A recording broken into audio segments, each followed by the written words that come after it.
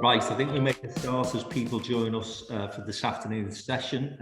I'm Frank McKenna from Downtown in Business. This online event has been organised by ourselves in association with the Liverpool and Sefton Chamber of Commerce and Pro Liverpool. I'm delighted to see Paul on the call and Andrew. So good afternoon, guys. And of course, the presenters today are Avison Young, who have been doing some great work actually around the UK Cities Index, which has proved really useful for local authorities across the country, and is, I think, of particular interest now as we're about to, everything crossed, come out of what has been a hell of a challenging 9 or 10 months for the business community and for cities in particular, of course. So I'm not going to hog the camera for any longer. I'm going to hand over to Stephen Cowperthwaite now, and his colleague Darryl Perry will be presenting the results of the latest UK Cities Index. But Steve, do you just want to give us a rundown as to what the index provides information-wise and why Avison Young have been compiling these reports over the past year or so now, isn't it? Yeah, absolutely. Yeah, so for those of you, and I do know most of you, for those of you who don't, Stephen Cowperthwaite, I'm Principal and Managing Director of Avison Young's Liverpool office, and also chair the Liverpool Steering Group, which is private sector led delegation, but we don't get out to Cannes very often, and I don't think we will again this year either, but that's a whole different subject for another day. So yeah, I thought really I'll hand it over to Darryl, because Darryl is the guy who's been doing this work, been leading on this piece of research. What I would say is that I'm not just saying this because Darryl's on the call. I think it's probably the finest piece of research that we as a business have done in the 6 years that I've been with GVA formerly and now with Avison Young, and certainly we've got really good traction. We've had conversations with the bids, with Grosvenor in relation to Liverpool One, the City Council, the Combined Authority, all feeding in to provide the data that sits behind the research piece. But it would be remiss of me to not say that the data is only as good as the intelligence that you derive from it, and that's where it, the key element of it is from our perspective is the insight that we've been able to produce, and that then helps in terms of policy making and looking forward. What lessons can we learn from coming out of previous lockdowns? So absolutely, I think it's key, Frank, that as we look forward to the future with a degree of optimism, then yeah, what lessons can we learn from the past and apply to move forward? So I will pass over to Darryl, our UK head of research, to take it forward from here. Thank you very much, Steve. Really appreciate that. I lost volume for a second then, but luckily it was just after Steve paid me that huge compliment. So just as well, whatever he said afterwards, I'll have to catch up on another time. So what I'll do is I'll talk you through kind of the UK Cities Recovery Index. I'll give you a little bit of context as to why we actually built it, maybe a little bit about what it does, and maybe how it can be helpful. And I try and give you a few examples of how it's been helpful to other businesses and clients of ours. And then I'll kind of throw up a number of questions it's actually posed. It's helping us to answer, and some of the questions that it's probably helping us to think about. So which hopefully can be answered in the discussion. So without further ado, I'll kind of crack on. So essentially, the reason we built this recovery index all really goes back to what is uncannily this time last year. It's coming up to pretty much 12 months bang on since we were told to go home by our Prime Minister.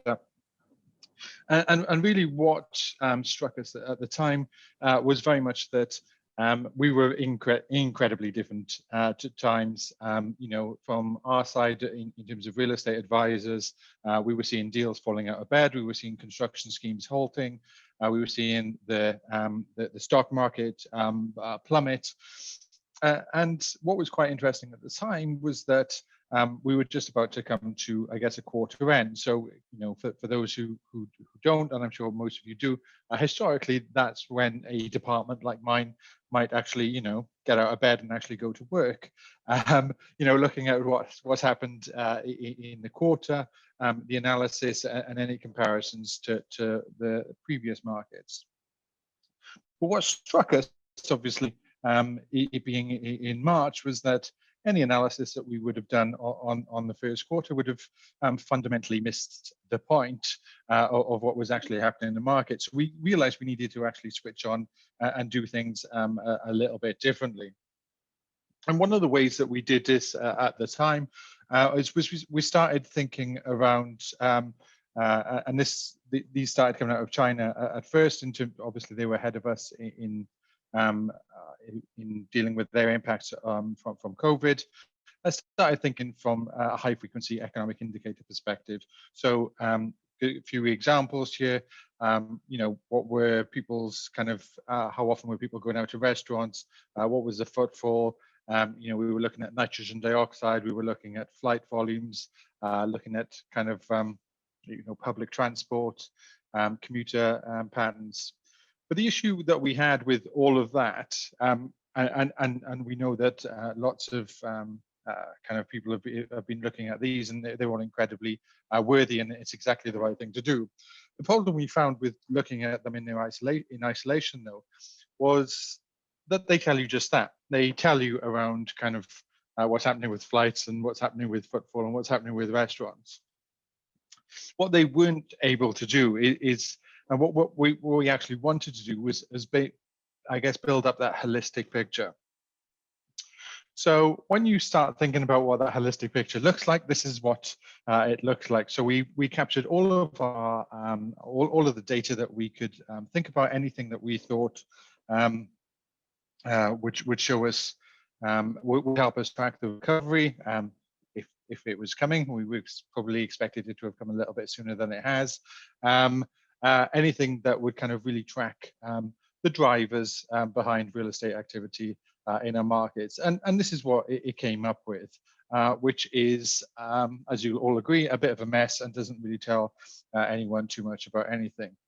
So really what we've been able to do, and I think this is where the value is in the recovery index, is we've been able to turn this, I guess, vermicelli into something which is hopefully a little bit of a clearer picture in terms of tracking that recovery across our cities and across the UK.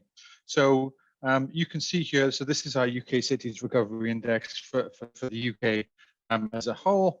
And you can see it's a picture that you'll probably kind of, even if you don't know it already, you'll probably have in your minds. So you can see that sharp tail off in March as those early restrictions happened, that gradual recovery as a number of restrictions got loosened during this spring and early summer, and that big kick up in early July as pubs and shops opened. And then we saw, I guess, a gradual recovery, I guess, throughout July, August.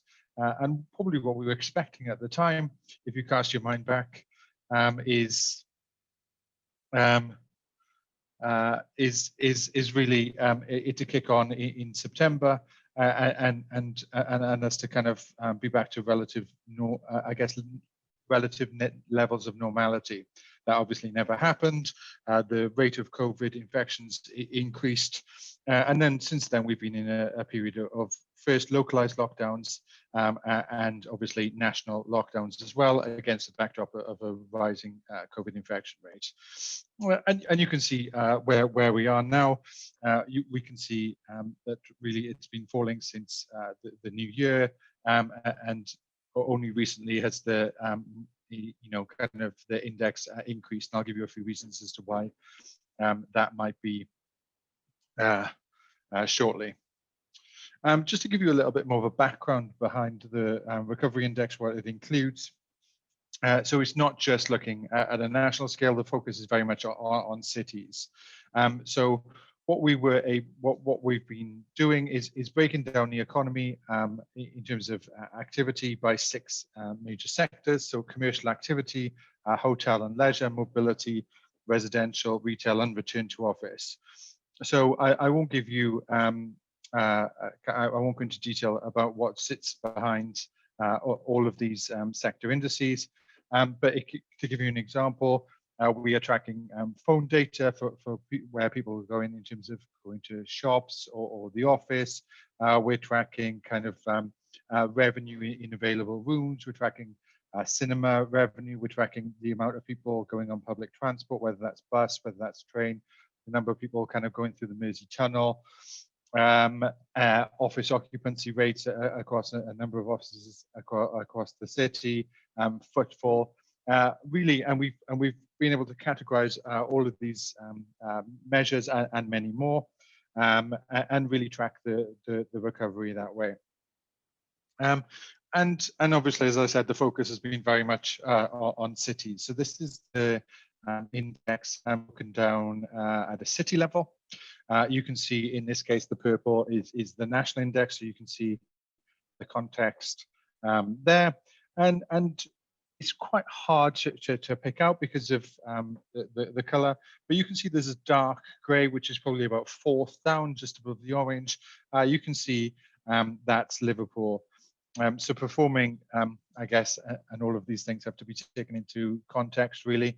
But in terms of its recovery, where it was against previous levels, and really we benchmarked against a seasonally adjusted February as our normal. You can see that in a context against other cities, Liverpool is performing relatively well. And this kind of probably highlights the picture a little bit better, if I'm being honest. You can see again, if we go back to March and April, the fall in the index of economic activity was very similar to what was happening in a national level. But since then, Liverpool has had quite a wide gap against UK national average, and that's especially the case this year, where that gap has been relatively wide. Obviously, it's tracked it in quite a significant way for a number of reasons. Obviously, the fact that restrictions have been relatively the same, and in some cases, what's happened in one city has happened in another, but that's definitely not the case in all. That's definitely not the case in all ways. So once, I guess, what the interesting bit, and probably where most of you will be most interested, is what happens when you actually drill down into that data. So we obviously have all of the data against at a sub-index, at a kind of an indicator level, so that the data that sits behind it. But you can see that obviously transposes up into a sector index, and you can see that the best performing sectors have been the residential and commercial activity, and there have been obvious reasons for that. If we take the residential sector index, for starters, you can see how that obviously fell significantly against the first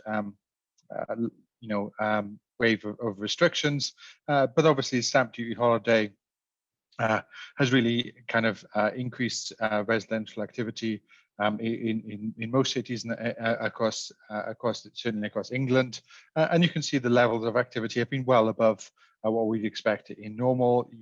We've obviously seen that normal Christmas dip, but since then, activity both on a sales perspective, completions, and kind of new listings has been relatively robust. The commercial activity side, which I like to normally describe as the non-socially distanced part of the economy, you can see again that's been relatively robust. So that's kind of shipping, it's HGV level traffic, it's unemployment, which has obviously taken a significant hit, and business confidence, and a few other metrics. You can see actually that's been relatively robust. It's almost back up to normal levels, and you can see actually that's one of the strengths of Liverpool, is that actually that line is pretty much hovering around 100, and that's not the case in all cities, and it's certainly not the case across the UK.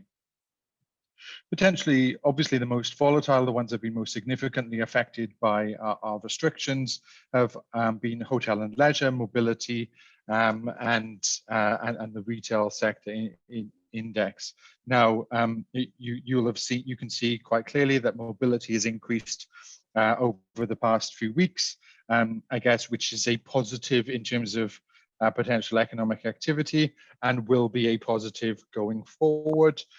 Whether that's positive at the moment, obviously, that you'll all have your own opinions on that, but that can be attributed to the good weather that we've had. I guess a number of people having vaccinations already, maybe a loosening of kind of attitudes when it comes to people getting out and about. But obviously, in the medium to long term, mobility is actually a very, good mobility. That recovery in mobility is actually very much a positive.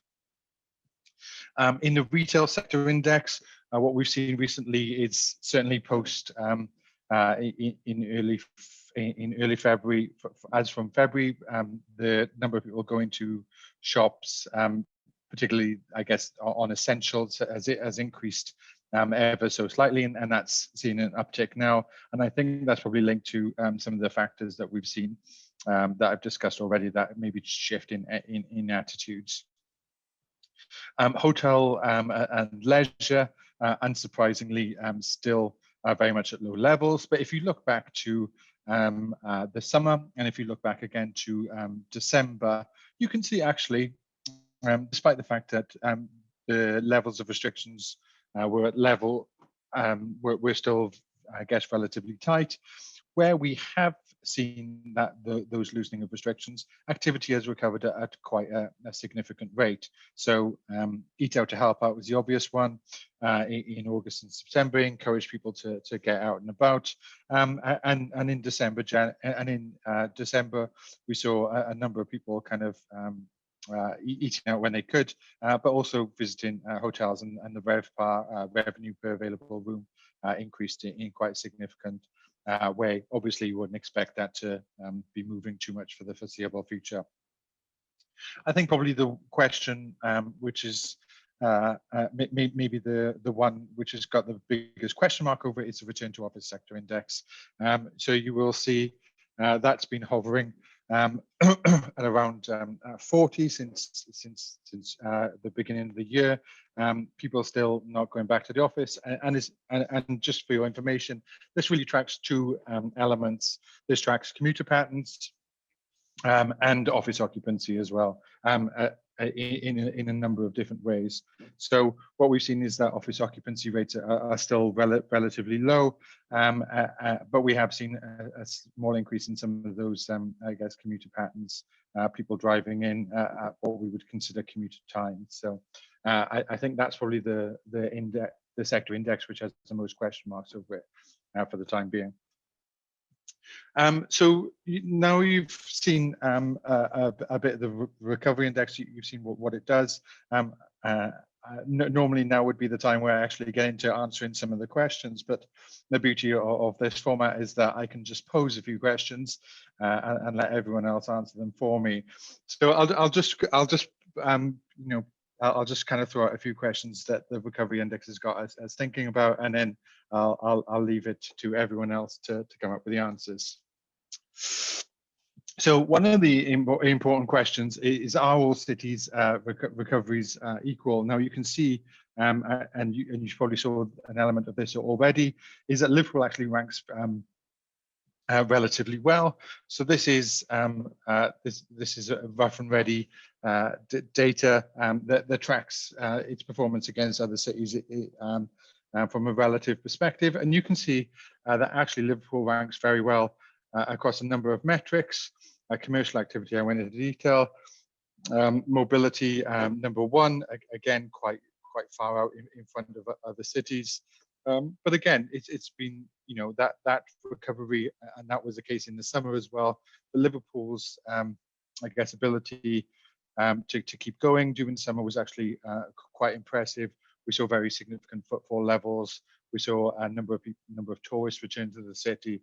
These were all positives, and I think these will be kind of positives going forward. I think where we're a little bit, I think some of the questions I get asked by my clients are very much kind of which cities look to be most significantly affected. Are there any winners that come out of this? And I think that's still very much to be determined, but it's definitely a question that's of interest. What effects do local restrictions have? Now, obviously, this was more relevant when we were in tiers, but you can see, and I've used geographically different locations, Bristol and Cardiff for this chart, but our recovery index has been able to really help us distinguish when it comes to this perspective. So Bristol and Cardiff, relatively similar sized cities, what we were able to do using regression analysis is look at the impacts that the local restrictions had. Obviously, Wales went into a fire break. The impacts that were having on the local economies, and what we found was that actually those fire break restrictions had a 20% impact on what we would have expected otherwise without that fire break. So if we were to go into a position again like that where there were localized restrictions, obviously that would have an impact. I know the rhetoric is that that's not the intention. And then what's the impact on the economy? This actually shows, this is a bit of a show-off chart, if I'm being honest. We all look at our monthly GDP figures. We all have an idea on what's happening in the economy. What the recovery index has been able to kind of show and is kind of is that close relation, and I guess the importance of our cities on the economic recovery. So what is that impact of, you know, like any impact, any long-term impact that cities might have in terms of attracting people back in? What is the impact on the economy? And it's very significant. You can see that real close correlation with the green line being the economic growth, and those orange lines being our recovery index projections. You can see that real close correlation between what's happening in our cities and what's happening in the economy as a whole. Another question, and Steve and I have had a number of discussions around this already, and we'll continue to do so, is to what extent have people's habits changed?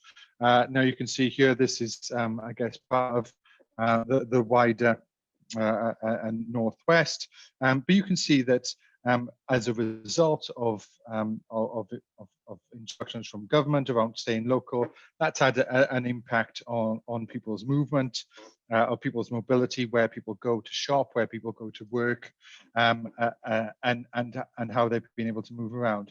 And I think what's quite interesting, and maybe one to discuss, is, you know, is this something that might be captured long term? We're seeing a lot of conversation around people working from home, this work near home concept.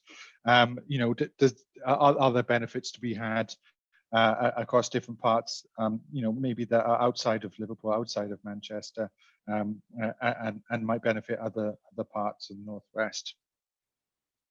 And I think the other question, which is the one which occupies most of my time at the moment, is what does this mean for, and this is all interrelated, what does this mean for people's, the office sector in general? Are people going to go back to work?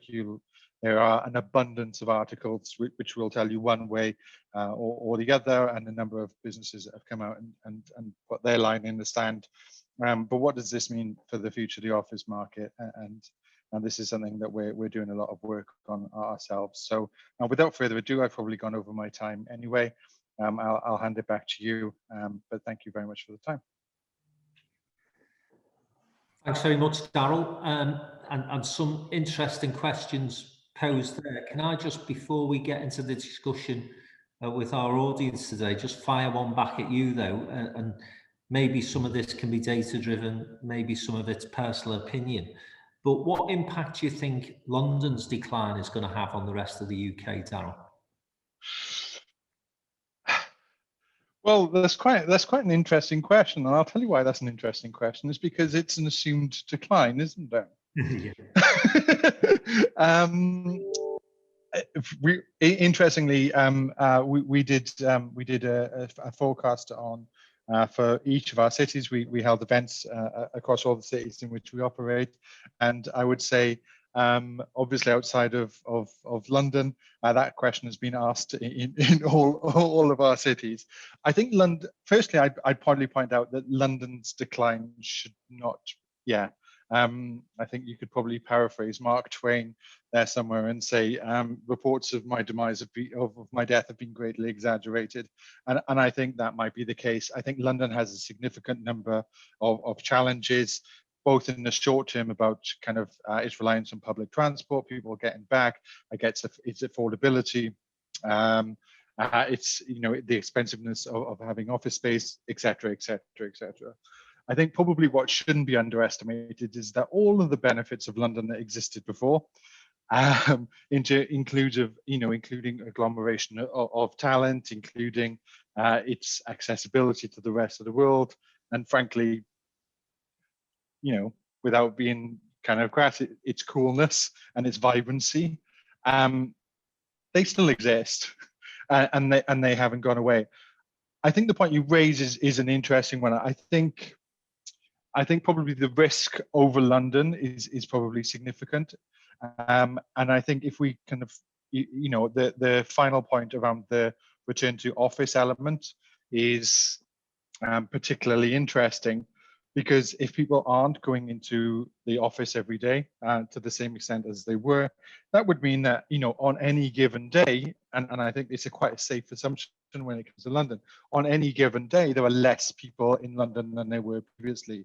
So that has an impact on the retail sector, it has an impact on hotels, it has an impact on kind of, its creative sector. It has an impact on really everything.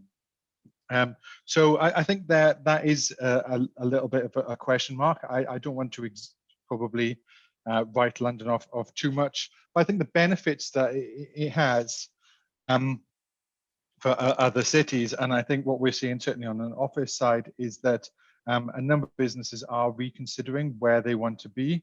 We're seeing a lot of talk around this hub and spokes model, to the idea that maybe a business would have space maybe in London, but maybe less space where it's more expensive, and potentially have a greater regional coverage.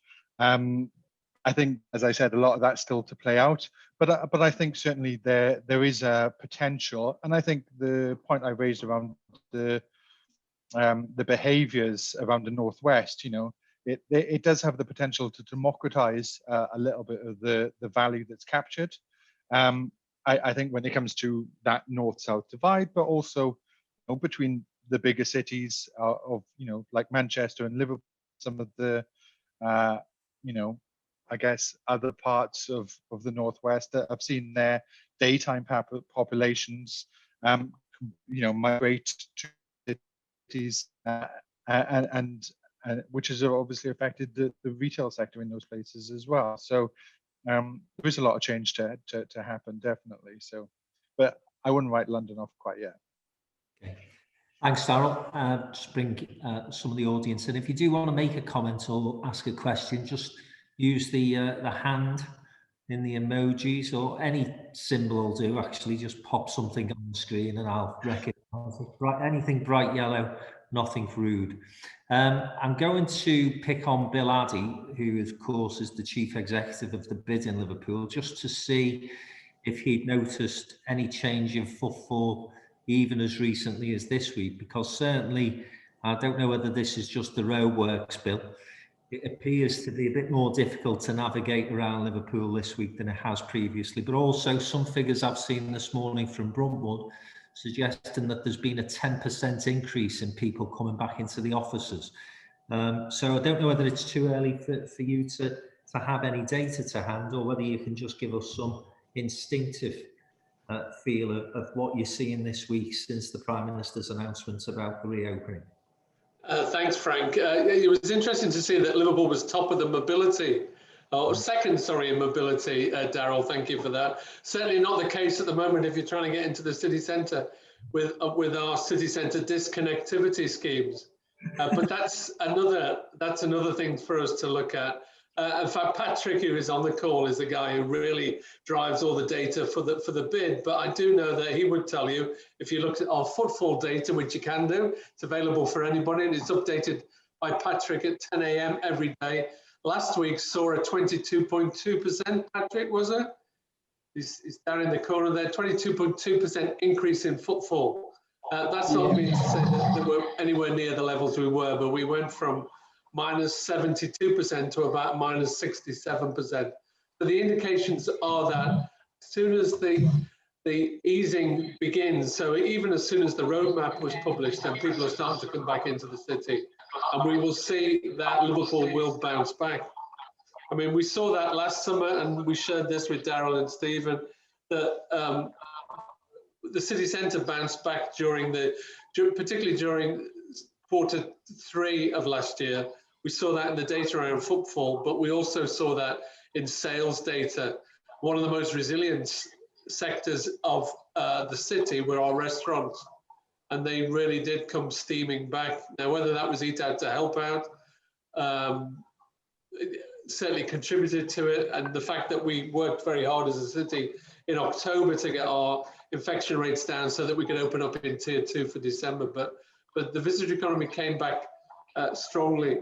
I've got more concerns about the commercial district, and you and I have had those conversations. We've had about getting people back into offices, and it's part of the argument is that the offices are very safe and that people can return to them. But it's almost, in fact, I heard it described this morning as also almost a PTSD towards working within offices.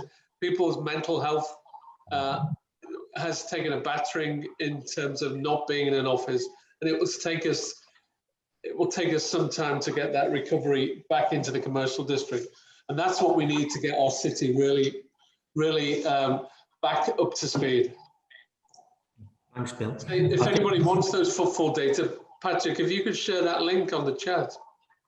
Yeah, I'll share. I was just gonna as an appendage to what Bill said.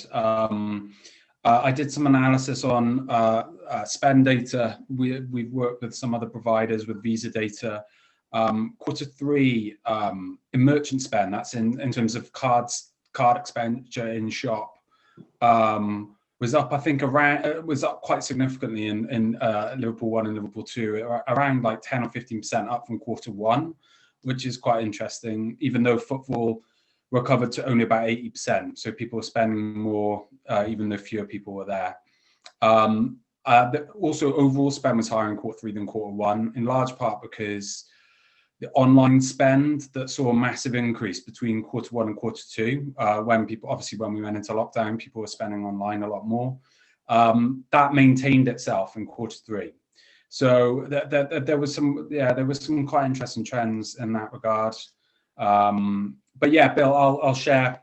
We've got I put together a data package every month that tries to include spend data when we have it available, but also assesses the footfall and etc. And I've used this index actually itself that Daryl and the team put together. So I'll share the link where kind of like is a hub of all our information so people can see it kind of weekly and monthly, etc. Thanks, Patrick. There's a couple of points there that I'd just be interested to get other people's comments around. I mean, Daryl referenced the Mark Twain quote in terms of London. I think you could expand that to cities, in my view, because I noticed over the weekend a lot of the big corporates, and in fact a roundtable event that I hosted last week with some of those big corporate organisations from across the country, who had indicated probably about 6 months ago that they were seriously looking to downsize their office space, have now reversed their view, having experienced 6 months of working from home, drilled into the productivity levels, and then seeing, as Bill said, the impact it has on people's mental health. Also, the inability that they've had to actually get anyone who's been a new recruit embedded into the culture of the business. You just simply can't do that from working from home. So again, I'll come to a couple of people to see if they would share my view that actually the office may not come back as it was, but will certainly come back. And then just on the online issue as well, this could be an unintended advantage consequence of Brexit.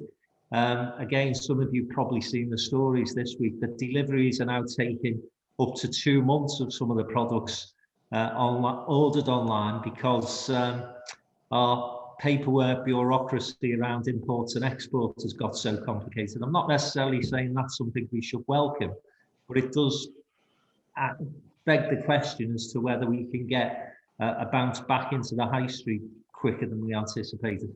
I've seen Alan's indicated, I'll bring you in a sec, Alan, but I just wanted to ask Alison, who I think celebrates 99 years at Moorcrofts today from her Twitter account.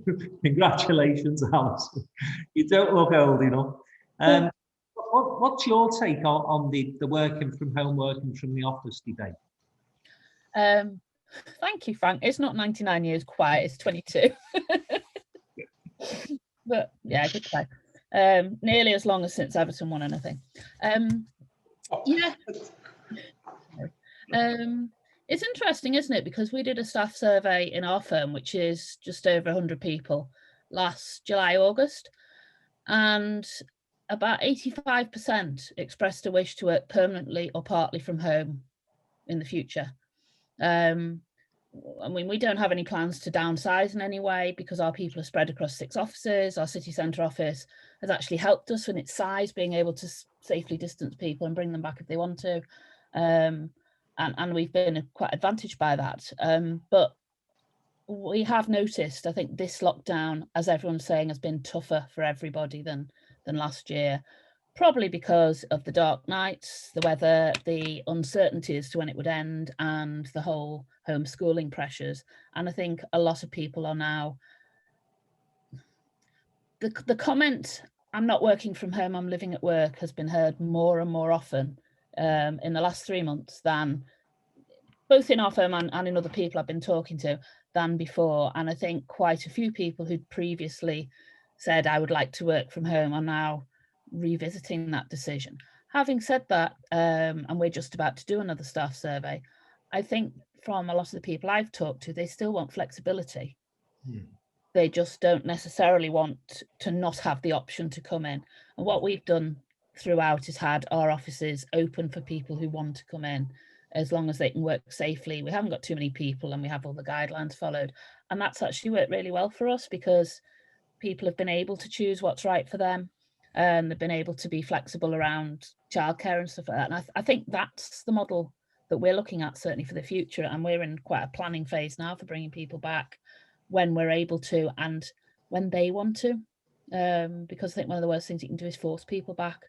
And particularly, I think it was, I can't remember whether it was you or someone else commented that about the whole PTSD and am I scared to go back? And we have had a couple of people who've expressed concern about coming back simply because they've been out of it for so long and it's so difficult. But I have to say, I mean, one of the things you mentioned, Bill particularly mentioned as well, which is really concerning me, is that if everybody was going back to the office tomorrow, none of us would be able to get there, particularly coming from South Liverpool. So just hope they stop digging the roads up before the middle of June when everybody heads back in. Absolutely, absolutely. Before I bring Alan in, Darryl, is there anything that you want to comment on from what you've heard so far? Absolutely loads, but I'll try and keep it short and sweet because I've already talked for quite a bit. Maybe just a flag. I think absolutely some of the points that Alison makes around people getting back to the office is absolutely key. I think it's probably, I think there's a couple of elements that is worth pointing out. One of the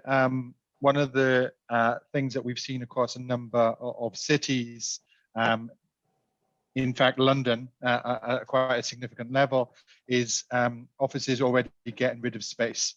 So subletting space, trying to, I guess, contain costs to an extent and get rid of space that they don't need.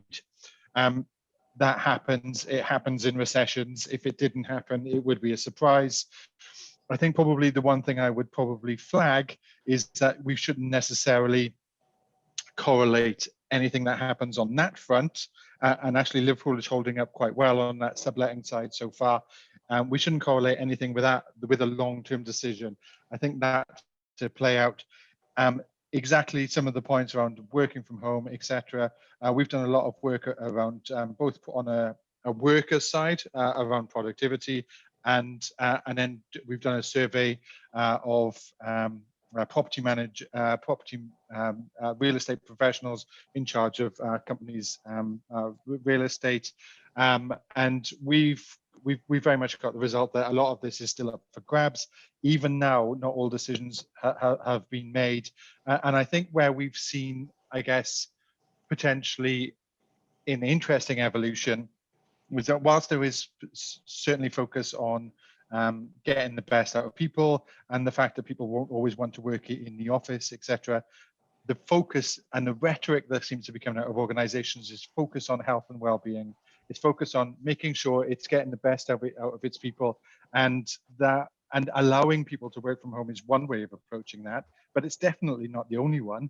And it, we've seen a lot of talk around making sure that offices are fit for purpose, encourage collaboration, are real hubs for creativity, for innovation, and I think that's potentially the exciting bit. That evolution of office space, people putting serious thought and consideration into getting the best out of people is really where we'd like to see the debate go.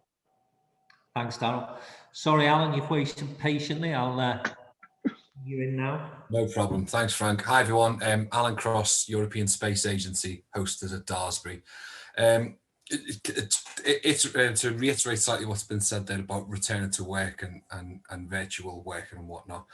There is value in it, clearly. I mean, downtown, I think, have done a great job in making that work. But, the work I'm involved in innovation. And yes, that can happen in a formal sense. But the really interesting stuff happens over a coffee. It happens when you bump into someone in a corridor. It's socialized. And the cities will always have that social element. And I suspect capitalizing on that is one way to go forward. Once you go back to what it's been, if you look out at Manchester, I think it's a Yorkshire Bank has now got a coffee shop in it and a cinema space and meeting spaces, and it's been used in a much more hybrid sense. My original question I came on was slightly more technical, and it was about footfall, and it was about how do you capture footfall data? Presumably it's hyper-localized. Are there any ways that you know of, I can think of a few, that are broader, maybe city scale? Thanks, Alan. Patrick, Patrick and I have had numerous conversations already around this. So capturing footfall is historically done. One of the ways in which we do it is by cameras, literally counting the number of people going past a certain site. And I know that the bid have those. We also have been able to buy in mobile phone data and use Google Mobility Index and Apple Mobility. So the phone, so where people are going, basically, which is all anonymized, which is quite reassuring. So, but yeah, that's the way we're capturing those mobility and footfall. Is there anything else, Patrick, on your side? Or?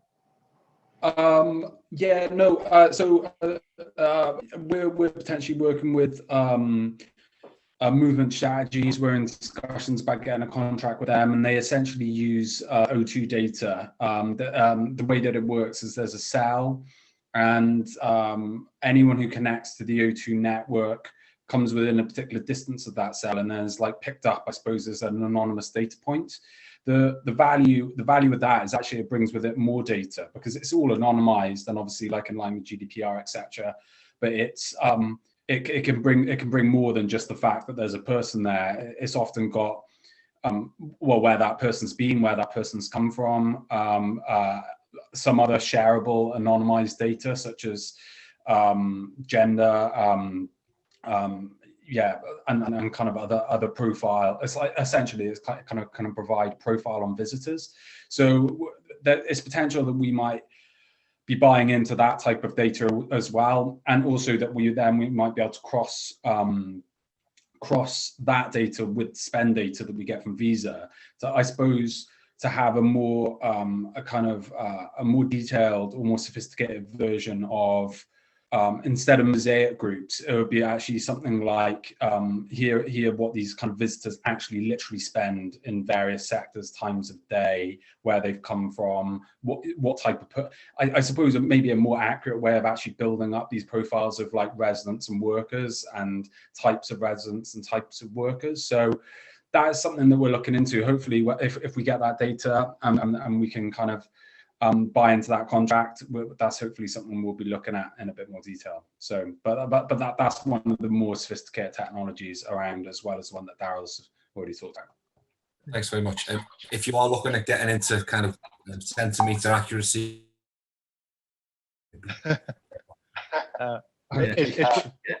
It's worth pointing out that the mobile phone data used to be better before GDPR. But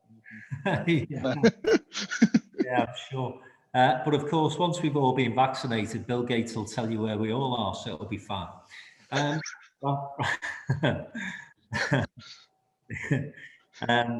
These anti-vaxxers do make you laugh when, as I say, most of them will be carrying mobile phones, so hey-ho. Paul Chapeau, I just wanted to bring you into the conversation.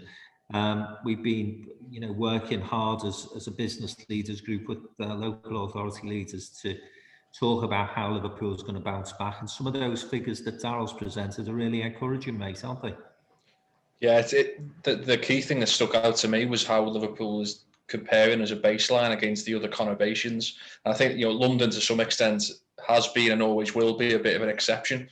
What I'm particularly interested, Daryl, is just understanding a little bit more about the comparator between ourselves and maybe some of the similar type of conurbations that is within the data set. So it may be a Manchester or Leeds is worth some comparison, but actually it's thinking about the likes of your Newcastles, maybe your Nottinghams, your Bristols, and thinking about how are we comparing with those kind of city areas, and particularly those where there's a port involved as well, of course. That some of that comparator is really interesting when we look at our competitive environment. And the other part I was really interested about as well is obviously, like with the Bank of England forecasts, there's a graph and then there's a sort of margin of error like that on some of their projected models. Just in terms of how you're using your data in a sort of forward projection way, what are some of the variables, and how much change do you anticipate there being over the course of the next maybe 3 months in terms of your predictive use of this data? yes, so it's quite a few questions there, and one of the 6. Yeah. All right. Okay. So tell me if I don't answer the 6. I'll pick up on your final point at first. So the chart I shared is looking at what we've done is because obviously there's a lag on monthly GDP, right? And there's a lag of 6 weeks. What our recovery index has been able to do is really give a running daily analysis of the economy, but it's only of the indicators in which it's capturing, which is, I guess, obvious but worth pointing out. So we didn't assume that it would be a proxy for GDP. We've been relatively pleasantly surprised. I think you'll find that a lot of economic forecasters have got it significantly wrong at a number of times. November, the consensus was way off what actually happened, and we were quite close. I think it's a bit more luck than judgment, to be honest. But that we've been quite, it's certainly a pleasant surprise. In terms of forecasting that recovery, I think it's still got so many caveats. And in fact, I sat down with my team today and we were playing around with a few charts to do so. And I obviously said 100 was a normal, and what we're projecting at the moment would see probably a short-term recovery hitting 160 at some point in June, July, which we're not overly, which is perfectly feasible, because you'll see that sharp recovery if people can't get out. But you'll notice I didn't put that chart up. So there's still very much a margin of error that we're trying to consider there. In terms of the ports bit and the other cities, I think that's a really interesting one. Not all cities are the same. London is an obvious example, but the shipping activity, slightly more significant part of Liverpool's economy than it is of Birmingham's, for example. But obviously Birmingham has different challenges and benefits too. I think the conversations and the questions that have been had have been, they've often been against London, but I think you're posing the right questions. It's around those cities of comparative sizes. One of the positives that we've seen, and I think Liverpool did this well to my understanding, and you'll have to correct me without walls, was when the cities could, what some cities did especially well, I think Liverpool and Bristol stand out, is think of innovative ways of attracting people back in. We make the point around cities not going away, that the death of cities isn't there. I can buy into that 100-fold. But I think what mustn't be taken for granted is the need to attract people back in. We know the issues to do with the retail sector. There aren't going to be the same amount of shops as there were before. That can be said for the leisure and hospitality sector as well. It's under significant pressure. The office sector we've already talked around. On any given day, we could expect less of a daytime population in our cities. There have to be reasons to come back into cities, and I think that's an important message for local authorities, for bids. There have to be reasons to go back in, whether that's in terms of entertainment, whether that's in terms of meanwhile uses, whether that's in terms of alternative uses. But the truth is, it shouldn't be taken for granted, because you're going to have lots more vacant space than we had before, and people questioning whether they want to get back in. So I think that's an important one. I probably haven't answered all your questions, but that's great, Darryl. A couple of reasons for the question. Remember, about 5 years ago, there was the Parkinson report about the city region and where it stood in effectively a league table of like the 13 conurbations plus London in a number of different metrics. And it's just understanding, with some of your research, is there a way of sort of always having a similar type of examination of where we stand now, 5 years on, within the context of your data? But certainly the stuff that you talked about there in terms of creating a new sense of place. Just one final question, which is an Alan Partridge question: is it evolution or revolution in terms of the cities? Yeah, that is a very Partridge. Apologies, turns out someone's at the door. That is a very Partridge-esque question. I think it's a case of evolution. I think the point I made around London, those benefits have not gone away. The point Alan made around that kind of those spontaneous meetings which conjure up innovative ideas or business development ideas. They're still to be had. So I think there's an evolution. But in terms of that vitality and resilience of our cities, it shouldn't be something that's taken for granted. Absolutely, it needs to be. There needs to be significant investment, hopefully some of which we'll see tomorrow. And I think local authorities need to get very proactive on their cities for centre space, whether that's in terms of vacant shopping centres, like vacant parades. It's how they generate their revenue. Absolutely. Thanks, guys. Just not seeing anyone else indicate. If you do, if you do want to make a comment or ask a question, do it quickly, because I'm conscious of the time. But I do want to ask Andrew to come in and make some comments from Pro Liverpool, who are co-hosts of today's event, of course. So, Andrew, good to see you. Anything that you'd like to put to Darryl, or indeed any general comments that you've got to make? I think, firstly, thanks to Darryl and Stephen and the team at Avison Young for presenting this. I think it's been really, really useful. I think any session like this that's presenting data, I think always stimulates some interesting thoughts and debate. And And just going through some of the comments already, I think it led on from Bill's to Alison's to Alan's. I really like that discussion around the return to the workplace and why people are thinking that they might not be returning to the workplace, and what we can do collectively to change that. It's almost psychology, isn't it? So it immediately got me thinking of the likes of Maslow's hierarchy of needs, and how we as a business community need to address these, the basic and the security needs, all the way up to those, the self-esteem right at the top of the pyramid. Because I can't remember who said it. It might have been in Alan's comments, which I thought was really interesting.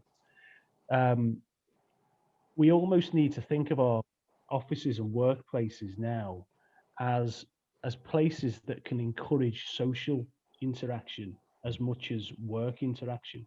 Yeah.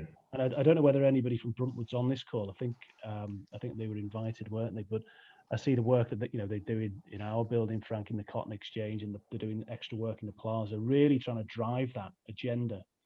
And I think if we're going to get to a place where we can successfully encourage individuals back into the city, we need to be making our workplaces those real social hubs, places where people feel comfortable to go back in, and almost retrain people how to be social again after a year of being antisocial. It's all of these thoughts, as I say, go through my mind when I'm listening to presentations like this, particularly when it's using data. But the only other question I had, and I know we're right at 3 o'clock, was around the commercial activity line, which when Darryl presented it just went like that across the screen, didn't it? It wasn't a flat, it was a high flat line, but it was a flat line. And I just wondered whether it's for now or later in a follow-up email, whether there could be some additional data given to that. I'd really like to understand some of the data that sits behind why the commercial activity was so strong. What are our strengths in that? What can we pull out and use going forward? So I don't know whether we've got time now, Frank and Darryl, but any comments on that would be really useful. Yeah, Darryl, do you want to just quickly come back on Andrew's question there? Yes, maybe it's worth a call, and I can talk you through some of the data that sits behind it. As I said, it's kind of like what I like to think of it as a non-socially distanced element. So it's kind of that HGV, that shipping activity. It has it did take a fall, certainly in the first lockdown, but it has recovered significantly, and in Liverpool's case, it was hovering. Certainly between 90, it has been hovering between 90 and 100 for a long time. But as I said, that's not the case in all cities. To an extent, it should be the indicator which is 100 or hovering above it. So I think where it's not, that probably shows the weakness in the local economy. On Maslow's hierarchy of needs, it's almost as if I've paid you to raise it. Our productivity report reimagines Maslow's hierarchy of needs with regards to the workplace. So if you wanted to check it out, then please do so. But I'm happy to send on as well. Yeah. Okay. Darryl, thank you. We are at the bewitching hour. In fact, we've just passed it. So I'll bring the session to an end. Thanks very much, Darryl.